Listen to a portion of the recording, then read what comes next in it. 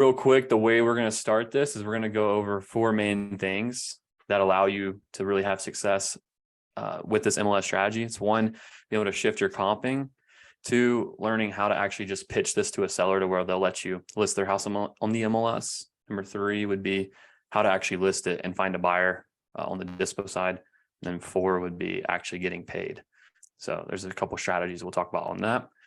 But without further ado, we're pretty much going to roll right into it. So, Gino, I'll let you start off, but what's like one of the most important things that the MLS strategy has changed for us, and like why it's so critical for our business? Yeah, so while we got people joining in, I know we got a Friday at 3 is not the most popular time, so thanks for coming on for you guys that are in here. But the big thing here is when the MLS, what it allows you to do is one, allows you to pay more or create more deals, and allows you to pay more to sellers while still retaining the same amount of gross profit or profit per deal, and allows you to sell deals for way more, right? So not only do you keep the profit per deal, but you also can increase the profit per deal while also helping more sellers. So it's a win-win on both fronts. Look, you're going to be able to get more deals under contract. Why? Because you can pay more for homes. We all know at the end of the day, sellers care about price, right? So if you can you pay 20 more K than the next person while also maintaining or even getting a better profit per deal, it's a game changer by being able to dispo this property. So you can make more deal, or average deal size grows, and you're more contracts. And obviously that's a double whammy for more revenue, right? Or profit for your company. Yep, exactly. So last month we locked up 19 of these contracts. Our average deal size right now is 32,000 projected for this month. And another, so just to like show, like in a downward turning market, we're still able to average over $30,000 per deal in Atlanta, where median home price is 340. And also still be able to pay sellers what they want. Another piece of this that comes in is you have a nationwide buyers list with the MLS, right? So you have buyers in every area that you maybe don't have buyers currently in. So if you get a property, and let's call it like maybe a more rural area, but because you can list on MLS, there's still the people who are buying there are still going to be able to see your property. So it makes it a lot quicker and simpler than having to go and like do a ton of outbound cold calling or pull a list from PropStream or whatever it might be to sell it to a cash buyer there. So, yeah, let's roll right into it. What's up? Yeah, so that's the big thing there is, you can target a little bit more. Those areas where you don't know where the comps are, you don't know, hey, what if I sell it for this? I'm not confident in it. Now you got access to that MLS. That's where 30,000 buyers are waiting for you versus just having the cash buyer. 10 of them, like 10 cash buyers. People teach you, oh, we sell to our 10 buyers. Like, there's nothing worse you can do. You're limiting yourself. Yeah, exactly. And like all these people who buy, like we were looking at the data shows the people who are paying the most for properties are buying one or two properties here and there, maybe one or two a quarter. And the best way to find those people is on the MLS. You can't really find someone who's not actually actively buying unless they're in the one place that they're going to go. The only place you're going to find them is pretty much on the MLS. So that's why we want to do it. And also you're able to sell. This comes into the comping side of it, is creating your number and your offers is actually comes a little bit more easy, because what we do is when we determine what the market value is for the property, we just look at, the majority of the comps are all as is properties that are just selling in the current condition that they're actually right now. Most aren't ARV and most aren't full fixers. So most are kind of in that medium range where it just needs some updating or whatever. And that's how we value the properties, is based on what those comps say. And then all we are basically doing is taking off commissions and some of the basic closing costs and then our profit. And that's how we determine our offers. So, Gino, I don't know if you want to go into a little bit more detail on comping. Yeah. So here's another thing. So like Chandler mentioned to you guys, so we want to break this down. Comping, we'll go over acquisition side of it. We'll go over how we handle dispo and kind of the TC, and how we do double closings. How do we know when to do a novation document? We'll do that, right? Chandler explained that. So First things first with comping. I'm sure a lot of us here have been taught to look at solds in the last 6 months or sold properties in the last 90 days. Well, here's what was happening. We were doing sold in the last 6 months all the way up to this market correction, right? And what we realized is now, obviously, the comp that sold in May of 2022, 6 months later in November, It's like a 20% difference. So if we use that comp, we wouldn't be able to sell any deals because again, that price in May was a peak price versus now in November. So what we started, instituting in our underwriting software, not software, but underwriting process was that we underwrite using active and under contract homes. That's it. That's our main focus. Now, if you can't find any around there, of course, then we go to solds in the last 30 days. Right? We try to keep as much as frequent data. Then we'll go to 90 days max. If there's no solds in the last 90 days, then we're just going off active homes. Now, why? Why do we do that? Well, for our strategy of this MLS listing most our wholesale deals, if all our wholesale deals on MLS, right? The other 15% of deals we do, those are just either one pure cash deals that the seller doesn't want us to list on the property, or list the property in the MLS or whatever it might be. And by the way, guys, put as many questions as you want in the chat. We'll hit them. We'll have plenty of time for questions at the end. But anyway, so our company, we use active and under contract, like I explained. And why, again, the purpose of it is because we're selling all our deals on the MLS. We want to see what we're going to compete on. All right, we're not looking at ARV. We're not doing ARV times 0.7 minus repairs. No. That's the old formula that will get you. We'll pay 40 more K than you than the seller in a lot of cases, right? Because if you're using that formula, what we're looking at is literally if our home's a 3.2 1500 outdated, and there's a neighbor's house. Obviously, I'm using easy examples, but neighbor's house that's a 3.2 outdated on the market and pending at 200 grand with 5 days on market, right? A lot of things go into this. That means it's sold very quickly, and that's sold for 200K very quickly on the market. What I know is that if I price mine at 195, right, the neighbors sold quickly under contract at 205. If I put mine at 195, I'm probably going to go even quicker. So if I use that 195 as a market value, right, through our calculator, which we can get into a little bit after we talk about the process, but if I put that in there, that's what I'm going off. I'm not going off an ARV comp of 280 minus this or ARV of 230. I'm literally trying to find whatever condition my home is, right, the subject property we're talking about. I'm trying to find the nearest comparable active or under contract on the market. And that's what I'm using as my comp, right? Because when I go to list this property, right, just to take it full circle again, when I go to list this property, once I put it under contract, who am I competing against? Right? Who are you going against? I'm looking at who I'm going against, and I want to be priced just a little bit below them so I can get even faster results, especially since we're wholesaling it, right? Yep. And the most important thing to what Gino's saying is when you're looking at these other properties, you need to be looking at the days on market for them to sell. Because what we want to do is we want to sell our properties within 15 days because that gives us chance because we have a 60-day contract, and we'll go over all this stuff, but we have a 60-day contract with the seller and a 30-day due diligence period. So if we sell it to a buyer in 15 days of it being listed, then we know that we have a chance to find someone else if that buyer backs out during due diligence. So it's really critical that you not only look and say like, okay, this sold in 30 days at 200. Well, I need to sell in 15. I might need to list for 195 or 190. Does that make sense? So you're taking into account who you're competing against, what product tries out in the market. And like another thing too, is like, if only like, this is another thing that's like we just are realizing is if you're in a good area and every property that's selling in the area is like 350,000. And then you have a property at 200,000 that's livable right in a very good area with a lot of other high priced properties. That property for 200K that you have is going to fly off the shelves because there's nothing in that price range in the area that people want to be in. That nicer area for Georgia, $350,000 house is a nicer area, and a $200,000 house that's going to allow someone to be able to come in there, scoop up a little bit cheaper property, but be in a great location. And that's going to go super quick. So couple things that we've seen, but on comping.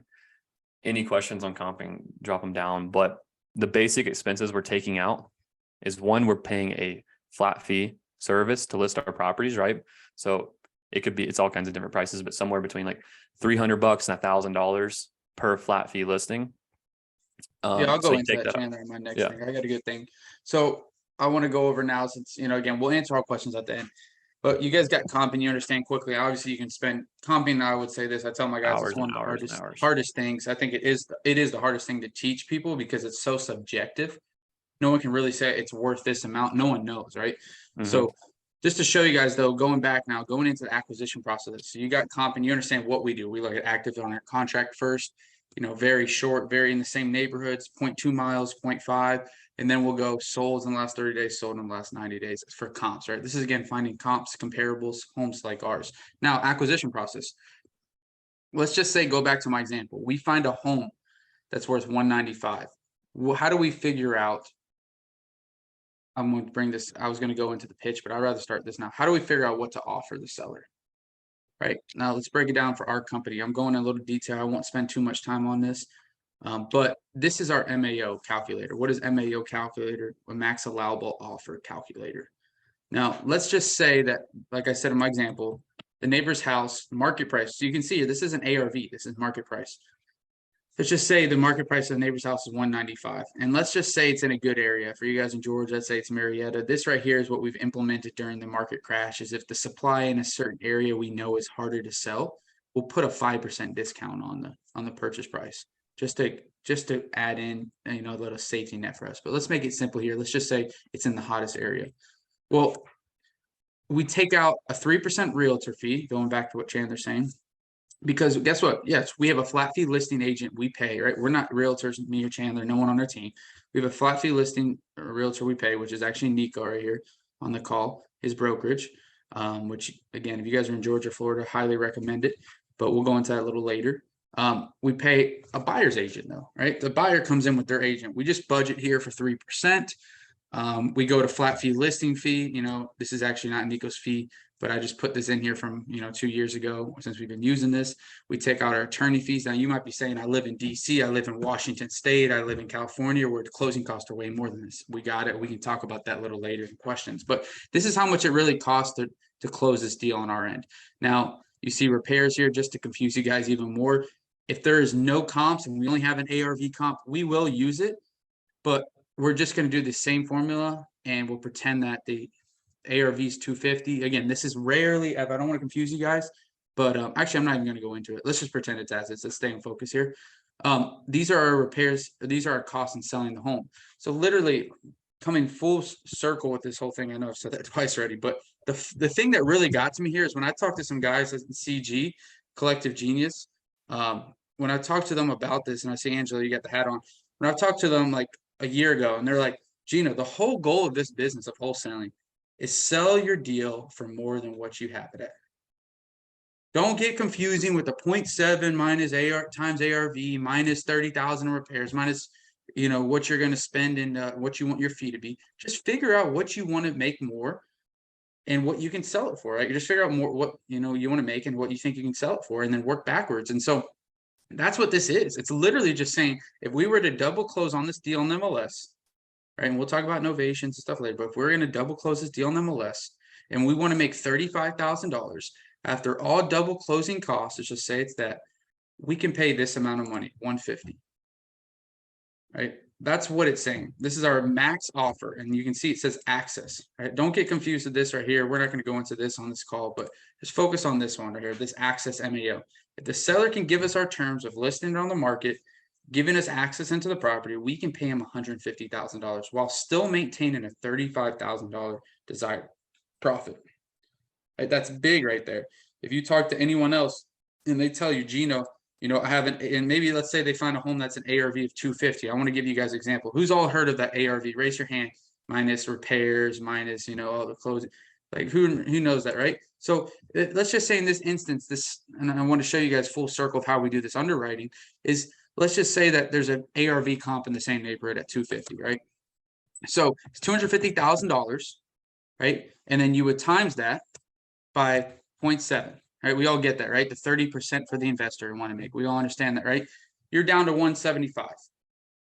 Okay, you're still ahead. But guess what you still got to do? Then you got to take that 175 and you got to minus repairs to get to that 250 ARV, right? We all understand where I'm coming from here. This is all that formula that, you know, we all know. ARV times, you know, whatever percentage the investor wants minus repairs. I can't see everyone's head on how we're going to get to Angelo up here. But let's just say it takes 50K to get to that, right? We're playing what ifs here. Well, now you're at 120 or at 125. And guess what? You haven't even added your fee, right? What I'm doing here, guys, is I'm showing you what traditional wholesalers underwrite their deals at. I think we all can relate. And then now let's just say you want to make the same fee as us, which is 35 grand. You're going to take that 125 minus 35 grand, and you're going to have a $90,000 offer here. $90,000 offer. Who's going to win? We got a $150,000 max offer to make the same amount of money as you. Now, obviously, you could say, well, Gino, these are bad numbers. You're just giving it. Like, reality is, it's probably worth more than that. It's probably worth 280. if it's fixed up. Okay, well, let's just do a 280 here. Let's see what that changes it to. Like, you're still at a 111 offer. If the ARV is 280, right? That's what I was just saying. The ARV, you're still after repair value equals ARV. We're at we're paying $40,000 more than you, and we're making the same amount of money, 35 grand. Right. So the reality is and I that could all even comes, pay 130 and I would technically now make, if I paid 130 and my max is, 150 to make I can make 55 grand and pay 20 grand more than you. Does that kind of make sense? And I'll stop right there for a second. Chandler's gonna say something. yeah, I'm just going to say basically this all comes from the ability to negotiate very clear and use the like very good negotiation skills on the acquisition side, as well as on the dispo side, to where we can sell it to the buyer who's going to pay the most. Because again, market value is only determined by what someone is actually willing to pay for the property. So if you're selling to a pool of people who want to make 50 grand on every deal versus a pool of people who want to make $20,000, or just buy a house to live in and maybe make $10,000 of equity when they buy it from you, imagine what they can pay for the property versus the pool of investors. So that's all we're trying to do. We're trying to sell as many deals as we can to people who are going to actually live at the property.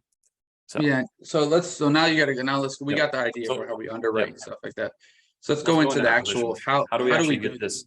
Get someone to let us do this. So how do we do this? So this actually helped me with Eric Brewer, and everything I've ever known is, especially sales wise, Steve Trank, Eric Brewer, John Martinez. I mean, there's like 5 or 6 people, right? So this is not stuff I made up, but here's one that I've took bits and pieces of everyone.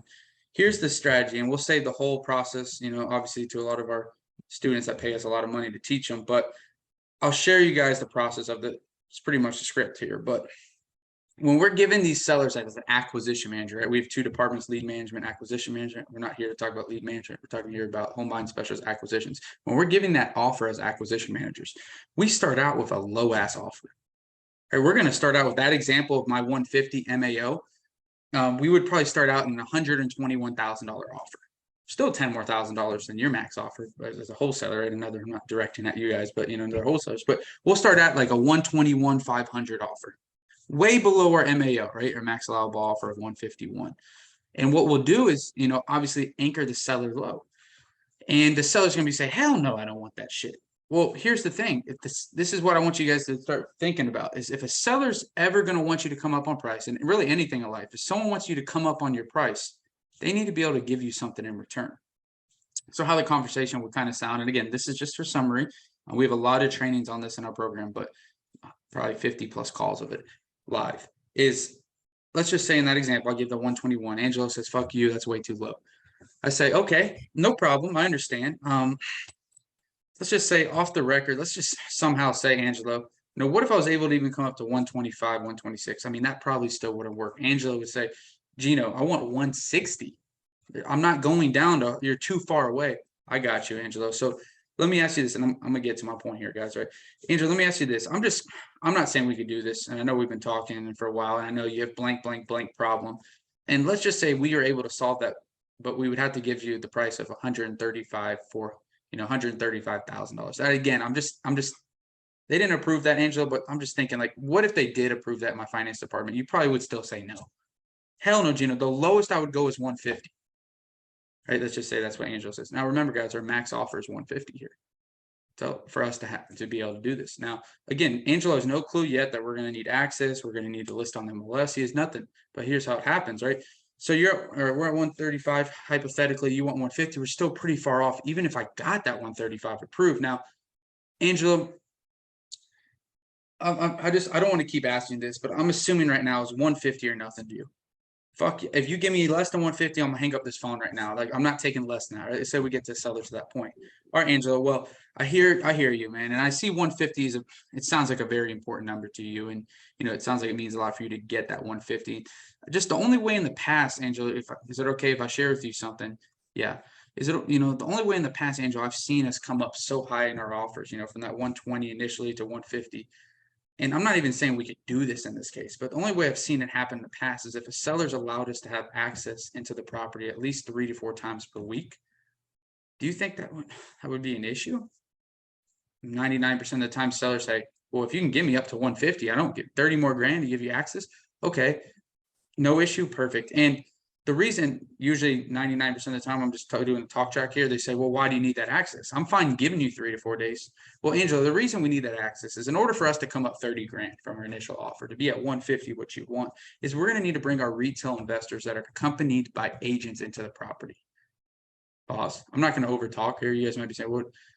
Angela said, what do you mean retail investors? Well, Angela, for us to purchase your property for 150, what we're going to do is bring in some of these people that are, again, like I said, retail investors that are accompanied by agents or other retail investors that, can, quite frankly, come in there and maybe partner with us on the deal.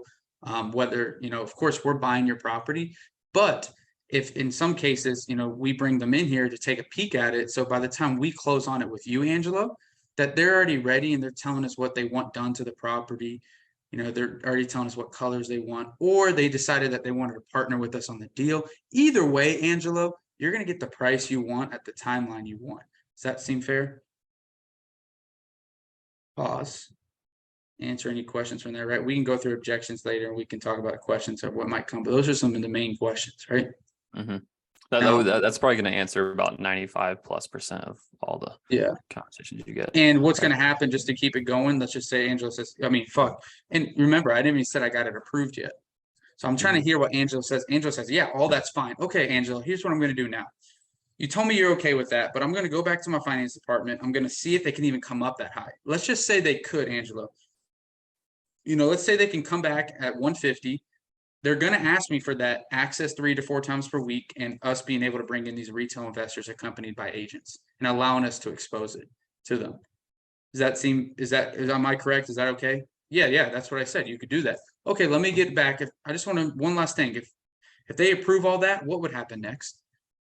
That's a little Steve Chang thing, right? If they approve all that stuff, well, I would sign the agreement. That's what you're looking at right there. I know I'm going kind of fast. I don't want to go too in detail to confuse you guys, but put on hold, lock the deal up. We go over the agreement, right? Here's the important part, guys. We go over the agreement with the sellers on every call. We never we don't send and pray for the sellers to sign it. We go through every agreement with the sellers and we set expectations in the beginning to do that. This isn't a call for that. But in that agreement, it has there that we have the right to list on the multiple listing service. Chandler will go into more detail of contract stuff, but I'm just letting you know that it has the right to list on the MLS. And so whenever it comes up, we go over every line. Hey, so now see here, we have the right to list on multiple listing service. How I said that, we have retail investors accompanied by agents to come through this property. And that was the way we're able to give you $30,000 more. Yeah. Well, this is the line that allows us to do it because we'll expose it on the retail market on your behalf. Okay, no problem. That's how you told me. But what happens if they say, fuck you, Gino? I don't want you putting on the MLS. I didn't know that. Okay, well, yeah. Angel, that's my fault. I screwed up. I must not explain things, great enough. You know how I said the retail investors and are accompanied by agents? Well, that's how we get those retail investors. Is that a problem? Yeah, screw you. I don't want to do that. Gotcha, Angela. Well, that's fine. We can still buy your property and we still want to buy your property. It would just have to be at that $121,000 price. And right there, what you're doing is giving the seller 2 options. Hopefully you already have rapport with them. You're already in like a 20-minute conversation. Hopefully you already have, some sort of connection with them. So they're going to see and they're going to be like, oh, well, I'd rather do this. I'd rather do that. And yeah, of course, sometimes sellers saying, screw you, I don't want to do either. But that means you couldn't pay their price anyway, right? So, that's what's always going to happen. And this isn't a thing that works 100% of the time. We close around 18 to 20% of all of our appointments. And I would say 95% of them are through this strategy. So obviously it's not like we're closing everything like anyone is, but you get some objections you can handle, some you can. And again, as long as you're being transparent, we have, and again, on our agreement, it says right to list. After they see that, there's a document that gives us attorney in fact, or it gives us POA to sign listing agreements. Like they understand completely transparent. They've seen multiple checkpoints, seeing what we're going to do. And again, all behind the fact, I'm bringing up sales here on this call, all because we're able to come up 30 grand. They had to give us something in return, which is access and be able to list on multiple listing service. If they give you pushback on that, that's fine. I understand. It's just for us to come up that much, that's what we needed. Now we can still buy this property, close on your timeline, but we would have to be at that 121 if that doesn't work. But all this right here is it's just a sales game, right? You're just playing. Hey, if you want us to come up to your price of 30 grand, we can do it, but you need to give something up to us. And that's it. I think I covered a lot of it on there. I think you covered that really well. Most important thing is just like always remember that you're giving like if they want the number and you can match their number, you just have to be able to explain it in a reasonable way for them to say yes, right? So if you keep it super simple, like Gino talked about, it's like, we just need to be flexible with me on one thing, and that's access the property. And they're going to ask what it is, and you just say, so I can bring my retail investors out to the property who are accompanied by agents, and just let them pause and let them ask questions and be curious about it. And because what will happen is you'll get in a trap to where you're over explaining and over talking, and then you're going to confuse the actual seller. And then a confused mind always says no. So you just have to take it slow and one step at a time. And if you follow that exact process Gino gave you, you will definitely get one signed. Yeah, and here's the thing, like Chandler's 100% right. Confused mind always says no. And I was going really fast on this call, one, because we're time constrained, two, because I wanted to show you guys some other objections. But the reality is everything I'm saying, I'm pausing. I'm stopping, right? Hey, we're going to need why do we need access? Well, we need it to allow our retail investors that are accompanied by agents. Make sure we let them know that agents are going to be there, accompanied by agents. And that sounds like so small and that it doesn't matter. But I promise you, as soon as we started saying that, we had tons of problems with sellers being like, oh, there's real estate agents at my house. There's real estate agents at my house. As soon as we put that in the verbiage, they're accompanied by agents, from the acquisition script to the dispo script to the talk track to telling them every single time someone's coming out to their house, there's going to be a real estate agent with them. No problems. They don't care. They don't give a shit. You have to be transparent about it. So I think that was good. I think that was super good, so let's roll into the disposition side. So yeah, say you lock them up, you got them in the contract, they signed everything. Yep. Now you're going to Chandler. What's the next steps? So basically the next steps are, we need to get this property listed on MLS. So I guess before that, even a step before that, we always do an intro call with the seller, which is basically us just restating all the expectations the acquisition manager hit on, with how many times do we get access, what does it look like for us to get access, any condition pieces of the property, and also setting up pictures. And we want to do this initial call literally as soon as we get the contract signed. Like it's like a new lead, right? A new lead for our dispo people. So we try to live transfer it to our dispo people. If not, we do it within 30 minutes, an hour, whenever we can get someone to it as soon as possible. And we're doing that so we can get pictures set up, because if you can get pictures within a couple of days, then it speeds the entire process up and you have more time. So that's number one step. Number two, and also it transitions from the acquisition manager to a dispo person, to where the dispo person is now the main point of contact for the seller, because otherwise the seller will be like, I only want to talk to Gino because I like Gino a lot. But when you transition to me and I have a great conversation with the seller on the back end, then they're like, okay, I can talk to you now, Chandler. You have control of this transaction. I trust you. You can make this happen, blah, blah, blah. And that will keep a lot of people from canceling and ghosting you. So anyways, after you do that, we get the pictures, because we're virtual. We have to get pictures after we lock it up. We're going to go list it on a flat fee service, which is Nico, top brokerage. We do have a code. I think you get a discount. So codes level up. If not, use list with freedom. Once you submit your information, your contract and everything else you want to do, they're going to send you some information sheets, basically just stating like, how do you want to list the property? What are the descriptions, blah, blah, blah. And then also you're going to get like a property disclosure sheet. Just, you want to list it without a property disclosure sheet. So in the private remarks, you're going to say property sold without seller disclosures. And that's going to basically say that you don't need to disclose anything about the property. You don't know anything about it. And that's going to keep you liability wise clear. And there's two remarks. I might have went over this a little bit quick. You have public remarks and private remarks. Private remarks are just simply on the MLS that only other agents can see, or only other people on the actual MLS can see. Public remarks are the thing. It's like the listing you see on Zillow, like beautiful fixer upper house or whatever, investor classic. Just take that from a comparable property and then just copy and paste in there. Two things we do put in there. And we can send you like descriptions or properties to look at, but two things is like all offers are considered, and then access is by appointment only. So those are two things we put in there. Other than that, what we want to do is like the comping is once we get pictures, we're going to run a market value analysis, figure out what we think the property will sell for in 15 days on the MLS. Then what we're going to do is we're going to list the property. We're going to have 3 listing prices, and we're going to list it for 10. We're going to start at 10K over what we think market value is, because what will happen is occasionally some areas are hotter than others, and you'll start to realize this as you're listing more properties, and you'll get that 10K. You might even sell it for 10, 8, 5, 12K over what you thought market value was, and that's good. Like we actually have a property right now where we might sell it for 40K over what we think it's actually worth, just because it's in a super hot area that we didn't even know about until we did some market research. So be aggressive on your pricing. And if you don't, because the worst case scenario is if you get crickets for the first 3 days, no one calls you in 2 or 3 days, then you can just drop your price 10K, 5K, whatever it is, until you get people sending you offers, until you get interest, people calling you. And it just, because the way the MLS works is realtors have their filters set up to say, I want to see any price reduced property, and that will come to those people. And other people just say, show me any property within like this price range. And what you'll do is you'll either drop from being too high of a price for the people whose price range are automated, like email blasts, like property filters they have. And then you'll drop into other people's who are like, oh, this is exactly what I want. And then you'll drop into like the right price pool. And then that's when you're going to be able to sell the property. So those are a couple things there. General rule of thumb, if you go 3 days without a single call about a property, is you have it listed too high. So you need to do a price reduction. Usually you can tell within 2 days if you need to do it, but 3 days is definitely the rule.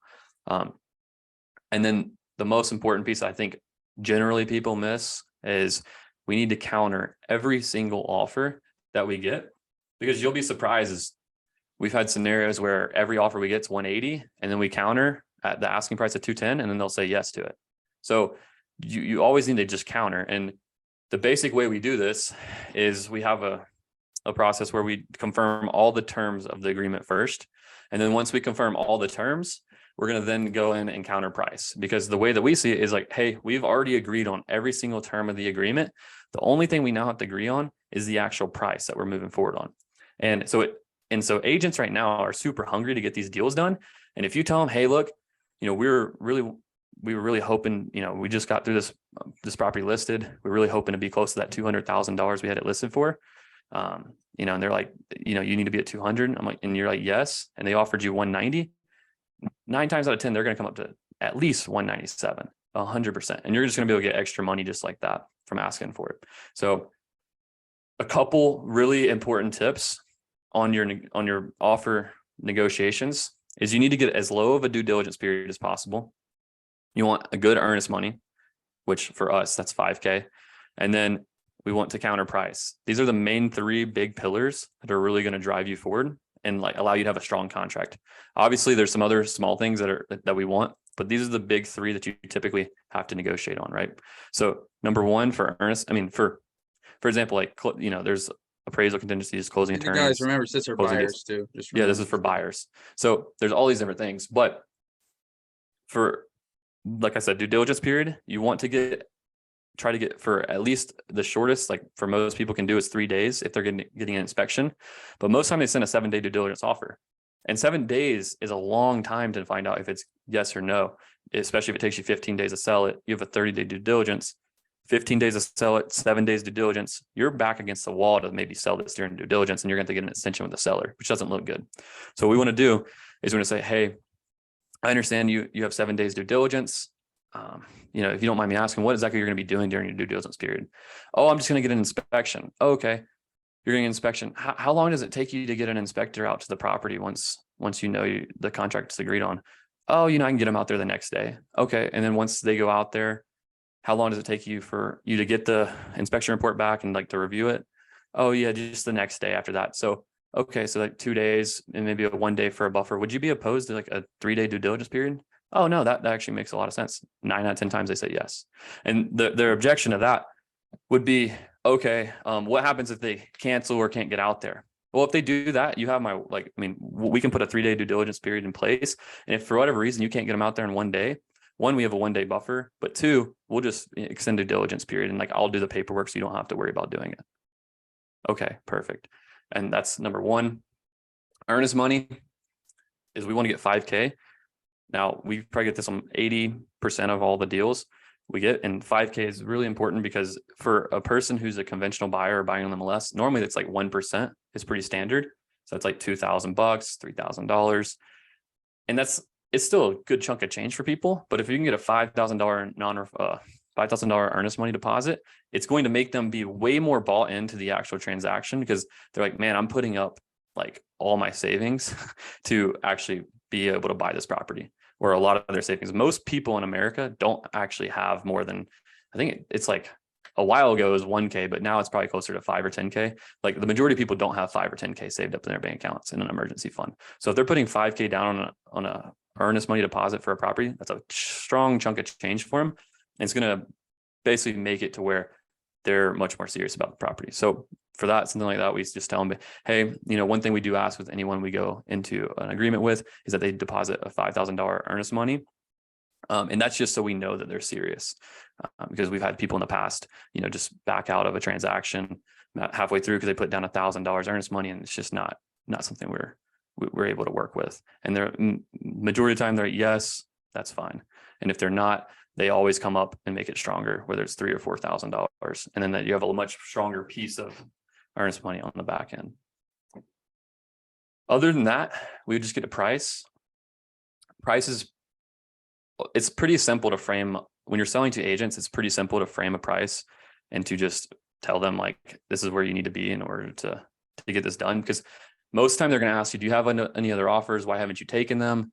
Something like that. So it's like, hey, look, if I'm talking to someone, say, hey, like I mentioned, we do have, I have to call a couple people after this.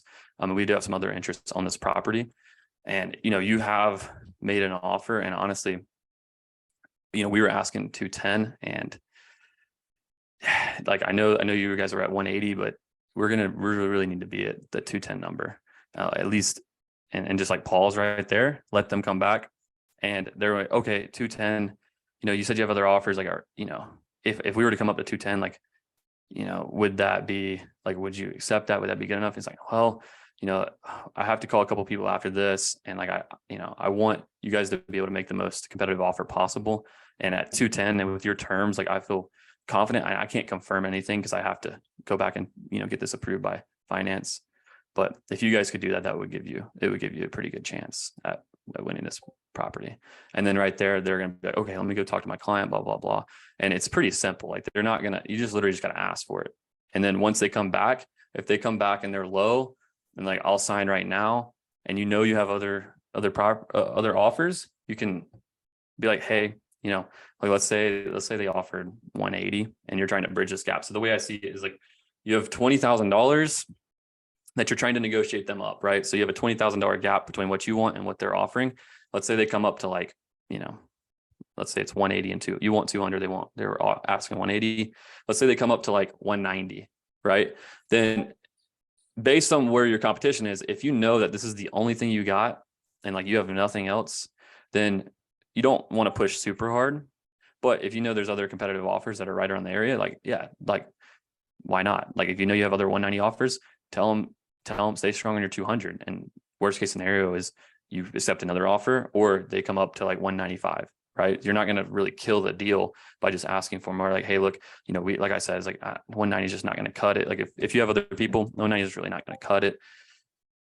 Like, I mean, like, we were really hoping to be closer to that 200. If I go back to my finance department and they come back at like, say like 195, should I just like tell them like, there's no way you would ever do that? And I should tell them to go kick rocks? And they'll be like, well, 195, honestly, I can probably get that approved. Like, call them up and see what they can do. And then boom, right there, you got the approval to basically give them an offer for 195 or 197, depends on how fast they move and how you're feeling with the negotiation. But that's pretty much the second step, is you'd be like, once they make their counter, we were really hoping for the 200, okay, now we were really hoping 200. If I was to go back and like maybe get them down to 195, should I just tell them to go kick rocks? And if they give you like a reply that's like, hey, you should, that would be worthwhile for you to do, like, I think we could do that, then you should always come back at that price for a little bit more.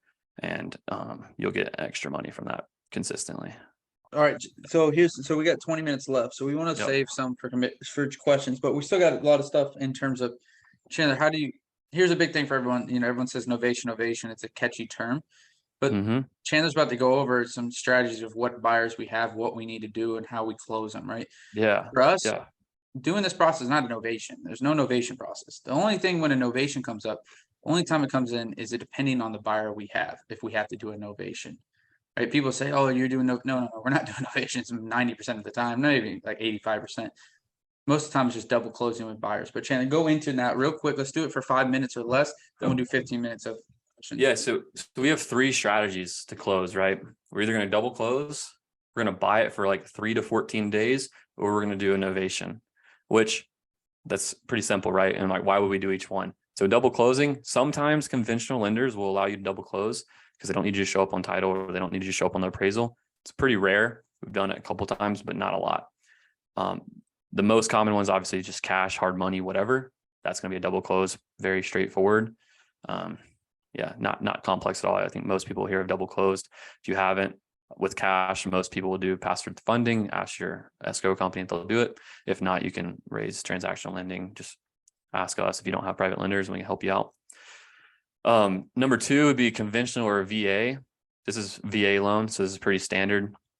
Is like they need you to show up on title, or you can always ask like the underwriter. So like in the process, once we sign with a buyer, we're going to, very important right here. Yeah, this is very important. So once we sign with a buyer and we know they're not cash, is we're going to basically tell, we have a video that we send explaining how we can close out these deals. But basically we're going to tell the loan officer that, hey, can we talk to the underwriter and explain to them how we need to close this out? Sometimes they'll say yes. Most of the time it's like, hey, the loan officer will, or the real estate agent will talk to the loan officer, who will then talk to the underwriter, which is why we send a video explaining it. And I can send you guys all that. But we'll try to talk to the loan officer or the underwriter and just basically ask, hey, here's the scenario. We have A to B contract where we're closing on this date, and we're trying to turn around and, double close, or, if we can't double close with this C party buyer, how can we close it? What's your seasoning period? So we can get this done in a timely manner and set everything up. And they'll be like, well, here's our seasoning period. We need you to hold it for 7 days so we can do our work or whatever. So you'll raise the money, buy it, hold it for 7 days. So close on the A to B side, hold 7 days, close on the B to C side. And the important piece of this is you already have a buyer contract that's through their due diligence. They're already approved for their loan. Everything's already good. And then all you're doing is just buying it and basically wholetailing it, but with 7 days with an end buyer. You pre-sold it. That's it. Does that make sense? Very important, guys. Yeah. So just like Chen's, that's the most important part. Is you got to talk to not the lender, not the loan officer, the underwriter. You need to get to the underwriters. Those are the ones that makes those decisions. That's that person in the bank, and just openly tell them what you're doing. And like you said, they'll tell you most of the time how to do it. They'll tell you how to close. Yeah, you say, hey, hold it for 2 days, hold it for 1 day, hold it for 2 weeks. And then you can determine if that's a buyer you want to go with, if he's, you can talk to him like, hey, look, well, 2 weeks is, you could go back and negotiate with the buyer a little bit too during the contract. So those are those things there. Now, let's talk about Chandler. Let's say it's an FHA loan. Yeah. So if it's FHA, or if we're making like less than really like 15 grand, we're going to go and do what we call A to C novation, same thing. Basically what we're going to do is we're going to sign a novation indemnification agreement with the seller. And this is going to basically say that, hey, we are replacing ourselves as the party involved. We're bringing in another person. And then once we get that signed, and then I'm just going to the contract flow. Once we get that signed with the seller, we're then going to cancel our A to B with them. And we cancel it after we get the other agreement signed. But we have the here's a big thing. We don't cancel it. We just put the indemnification in there so that it automatically tells it. Well, the indemnification cancels it. Yeah. I believe it. Like makes it null. It puts it on pause pretty much. Yeah, right? So just think of this indemnification agreement, right? It's a hard word to say. We all talk about it, but this stuff from Eric Brewer stuff. So we don't really want to share that because this is what we pay for being a part of the Brewer method. But just think of the idea. You can kind of write your own. I mean, reality is it's just telling them that it's just an agreement that says to the seller that we're replacing ourselves as a buyer with investor C, right? The guy that's buying it, maybe it's not investor, retail buyer C, right? And he's going to be buying it from you. Our agreement, right? This is between you and the seller. Our agreement between you, Mrs. Smith, is right now on pause. And the agreement now your agreement now is with retail buyer C. And if anything happens to retail buyer C and you in their agreement, like that he backs out, we come back into play. Yep, exactly. Because then that's the first part of it. So that takes care of your A to B side. Then what you need to do now, you need to put the seller and the buyer on the same contract, and then you still got to get paid. So what we do is we sign an agreement with the buyer. So let's say we're selling it for $200,000 to, like, the buyer's purchasing it for $200,000. We were giving the seller $170,000. Let's say that's the scenario, right? Then what we're going to do is basically we're going to have a $300,000 purchase and sale agreement. seller is the seller's name, let's say Mr. Seller, and then Mr. Buyer, and then they're going to just be the only two people in the agreement. And then the special stipulations, we're going to have like a clause in there, or just a special in the chat stipulation right that now, says, guys, you can see. yeah, which Gino just put it in the chat, but basically it's going to say your LLC will, and I'm reading it right here, will receive, $30,000 from the proceeds as a consulting fee. From the proceeds of this consultation fee, Frasias or your LLC will pay buyer's broker $2,800 or whatever it is, commission, and other brokerage, whatever commission, and then any other like closing cost that the buyer says the seller has to pay, you need to cover, because if you don't cover it, then it's considered a net listing, and that's what I've been told by a broker. Anyways, so you need to pay for all the seller's closing costs. They can't pay for any of that. In Georgia, the seller only pays for prorated taxes. That's standard. So anyways, does that make sense? And the most important thing that we do in this novation is before we sign that A to C agreement, before we sign that novation indemnification agreement, before we do any of that, the buyer needs to be through their due diligence period, and their earnest money needs to be hard, all but for the financing contingency. And because we've already done the pre-approval process, they've already have a pre-approval, they already have proof of all this stuff. And worst case scenario, if that does fall through, then we have that novation document to where our contract resumes with the seller, worst case. So that's the most important piece, is don't sign an A to C agreement until the buyer on your B to C agreement is actually through their due diligence. And here's the number one thing. I don't know if it was just left out of this or how Chandler did this one, but the proceeds, this is the number one thing. You guys pay attention to this. The proceeds come from the sellers. Seller's proceeds. It's not the buyer. Buyer's not paying anything. The lenders don't fund assignment fees or consultation fees. But if it comes from the buyer's proceeds, the seller's proceeds, then it's okay, because the lender knows that, they're lending on the asset, and they're not lending to pay our fee. It's the seller that's just coming out of pocket to pay for it. Yeah, exactly. Not the buyer, the seller. So that's what's a big thing here. So I think it's worded like this one is worded right, but like you just put on that, like coming from the seller's proceeds. Yep. Right. And that's what we've seen and happened. Fine. We've done, probably 10 plus of these types. And the seller's not having one worry about it now. Now let's get into some questions. I think we're good. Chandler, you want to finish off? We got 12 minutes. Yeah, I think we're good on that. I mean, pretty much 90, and here's the thing that bottlenecked us from starting initially is we were like, how are we going to close these, like novations, blah, blah, blah. Like literally 60 right now. I just looked at 65% of all the deals we sell are cash. We're selling to cash buyers, 65%. So that's the majority. It used to be like 80 or 85. We're just getting better at understanding how to accept conventional termed offers.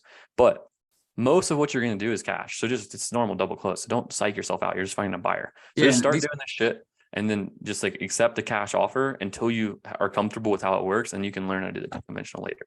Yeah, and you can put only cash offers on your MLS, like on your listing. Now, here's the thing, like I wouldn't limit yourself with that. The reason that most of our cash is because one, either they're in very bad condition, that most likely you might be saying, well, I have cash buyers on my buyers list. No, you don't, compared to these 30,000 people on MLS. There's investors from California are coming into your market. Because like, I mean, I have the data too, is like more than half of the cash buyers, or like half of the retail buyers who are buying, like we're selling 50 to 60% of all of our deals to end buyers, and half of those end buyers are cash. Yeah, so there you go. You still have retail buyers that you're still still selling to a retail buyer, and they're buying cash. Right. And then also these great homes you have that are above median home price that you could never sell unless you got a fat discount. Now you can sell those to conventional people, and it's pretty simple. So, all right, so let's start from the top. Let's just do this, and we'll answer any more questions that you guys unmute. So Angela said, when selling fixtures on the MLS, are you paying commission for a seller's agent? So I think we talked about that already now a little bit, but it was obviously before you asked that question or after. Yep. But Nico right here, Nikhil, he's a broker in Atlanta or Metro Georgia and in Florida, and he handles, like, we pay him either pay him a subscription, a subscription or a subscription model where you pay him per deal. And so we're not agents, me and Chandler, so we just pay Nico, and then obviously we also have to pay the buyer's agent. Right. Yeah. And there's also like a lot of MLSs, there's an MLS fee. For us, it's like 0.12%. So it's a very nominal amount of money. But okay. Are the ones you guys novate all owner occupied? I think we can explain that snap. It's not about if it's owner occupied or not. It's more about if it's the amount of money we're making or if it's FHA. Because FHA has a 90-day seasoning period. Also be careful. Like we just had one that is like a 75K fee for FHA. You can't do more than like the FHA won't allow you to do more on the seller side than like 50K is what the underwriter told us. So we weren't able, we actually had to find a different buyer for it. So that's a thing we just learned. So, are you selling to, are you selling to investors, doing assignments, or retail buyers getting regular loans? I think we just talked about that both. For novation, when you guys have a retail buyer in mind, will you just novate it off market instead of putting it on MLS? I mean, like it depends. Again, novation, just the closing process. Use one of the 3 closing processes. Which one makes sense from what we explained? Can we get a copy of that spreadsheet? Yeah, Gino, the pre-sale sheet. They want a copy. Can we get that? We'll put a package together too with some basic things. With I didn't know how I was muted, but yeah, just let me know. You guys, if you mind, if you're getting value from this, post this on your Instagram right now. Tag us on there. Then yeah, DM me if you want that that copy of that sheet. Yep. What percentage of deals are owner occupied, meaning they are not vacant? They have all their stuff inside in the seller. I could go and find the exact number for you, but it's about like 30 to 40% vacant, and the rest owner occupied, like occupied tenants or owner occupied. It's probably about like split in thirds, like a third tenant, a third owner, a third vacant, roughly. Have you noticed any issues recording the notice of interest with the county? I'm dealing with the issues right now on a novation deal. Yeah, I guess that's different. I'm not. But you're talking about like a memorandums, but yeah, those we don't file notice of interest on. I know some people teach novation to file notice of interest on certain things. Yeah. No, we just we file that for memorandums if buyers back out, but that's it. Yeah, exactly. We go through our attorneys and do that. Yeah. So yeah, maybe try this special stipulation style. Let's see. So have you had issue, or sorry, what's the benefit of using double close over novation agreement? Well, double close for us, you have to pay funding and potential seasoning period. So like the only advantage is that the seller doesn't see what you're gonna make. Yeah. It's basically it. And it's it's less paperwork. So less paperwork, less confusion with the seller. So I'll take the extra for closing costs in Georgia, $2,500 if I'm making a 40K hit, you know? Exactly. That's why, but on smaller deals, like we're gonna novate it just in case like there's not as much spread, it's a little thin the way the market is. Like if it's less than 15K, just make a little bit more money. Seller doesn't care, it's 15K. It's really easy to like, it's like what a full commission is basically. So it's not really too big of a deal. What title company are you using? Let's see. We do, and you said I bought your level up training about a year ago. Do you have a new training where you cover the strategy? I mean, this is pretty much a training right here on the strategy for free. But yeah, Georgia's a closing attorney state, so we use Chalker and Chalker. But Clothesline Title is a nationwide title company that does this. Clothesline Title. And what if the house is outdated? Would you still novate it? Yeah, Sure. Almost all of them are outdated. Yeah, you want anything. I mean, I don't care if it's a shitter, you upload, you do it because you're gonna have. There's so many more buyers on the MLS. Unless you have a really strong buyers list, you're gonna almost, no matter what the condition of the house is, you're gonna sell it for more on the MLS. Like in some areas, like some of our best areas where we do like the most volume, we've have a good list. Sometimes we'll be able to sell a house net for more because of no fees from our like buyers list, but that's only if it's like a super shitter, and that's also because we have a good buyers list of 10,000 people in a couple areas. But 95% of the time, MLS, you're gonna sell it for more, especially if you have a weak buyers list. So anyone else have any questions? We got 5 minutes left here.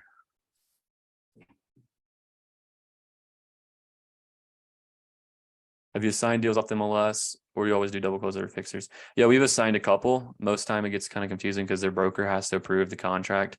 So we'll only assign if it's tight. Yeah, but most time no. And by tight, I mean like, you know, $5,000 deal or something like that, or 10, maybe 10 grand deal. Or if the agent's like super savvy with investing or as an investor, then like we'll feel more confident with assignments. But a lot of these people have never even, like, you tell them assignment, they like, what is that? And they show it to their broker, and their broker's like Keller Williams, and they're like, what is an assignment? And it's just stupid. So yeah.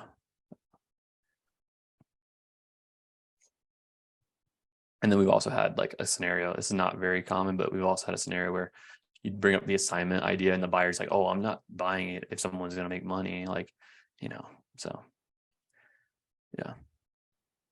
If you assign Do deals you have a off from us, coaching? Do you have a coaching? I need help with these strategies. Yeah, we do. Connect with Zach Aristides. yeah, we talk about this all on here. Zach will help you out with that. And then Bottom line, like Micah. So bottom line, all we need is a language and given first doesn't have a set expectation of agent.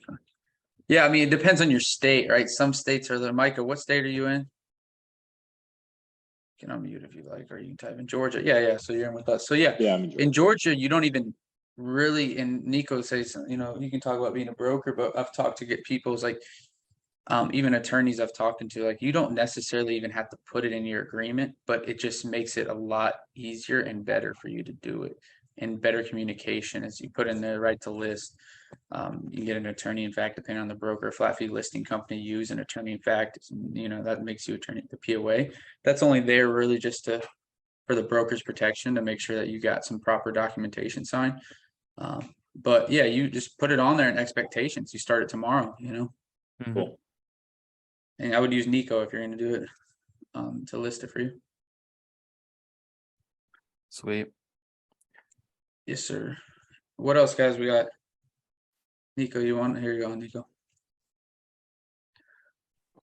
One thing too, if you guys are in Georgia, we're going to be in a lot more states, and by March 1st, fully live in Florida, South Carolina, Alabama, and then there's a lot more that are coming by the end of Q1 of this year. Make sure when you first create your profile, you use code level up, all caps. It's going to give you guys a discount code on whatever plan you decide to be on for that first couple months that you're on the system and you're getting acclimated to it. So again, Nico's here for flat fee listing. He's going to list your stuff. You having to pay 3% to a seller's agent, or let's say you have a friend that will do it 1.5%. Even that on a $300,000 house is $4,500. So Nico, you know, paying him a considerably less amount, but you know, having a service where you got to take in all the calls, that saves you a lot of money though. Yep, it's a big savings for sure. Also, good question. Do you help with novations? Like if you have a lead, like JV, yeah, we'll help with it. Just But here's the thing, like it's got to be pretty down the line. You've already got to explain something. You know, we're not gonna just call every cold lead you got. Exactly. It's got to be someone you've already talked to, you negotiated with, you got a price, and maybe you just want someone to pitch the strategy to them. But you already got a discounted price on them. Say, hey, this is gonna work. Market price is 200. They want 160, 165. Traditional wholesale deal, that might not be a deal, right? If you do the point set, but I think that's enough room on there, you know, that we could come in there, right? Exactly. Big thing. And it also, if you have a deal that you want us to guide you through on the back end anywhere, we can help you do that too. Any state. So Yes, sir. Sweet. All right, guys. Well, appreciate y'all being here. Yeah, if you guys don't mind though, if you haven't already, put a post on Insta, tag us on there. Love the feedback, and hope you guys got some value on this. For sure. Y'all start doing some deals. Let's get it, boys. Let's do one together. Like I said, if you get one qualified, you get one going. You're like, hey, I know this is a deal. Market value is 200. I'm confident based on our condition. I just need someone to walk me through this position of pitching it and doing it. We've done deals in California, doing deals in, I think, South Carolina, Florida. Like if you got those, we can do them nationwide. So if you got something like that where you're confident, hit us up in DMs on Insta. And if you don't have ours, I think you do, but here's mine. I mean, if you just type in my name on Instagram, it should come up, but same for me. Hit us up. But thanks again, guys, and we'll see you guys on the next one. Adios. Peace.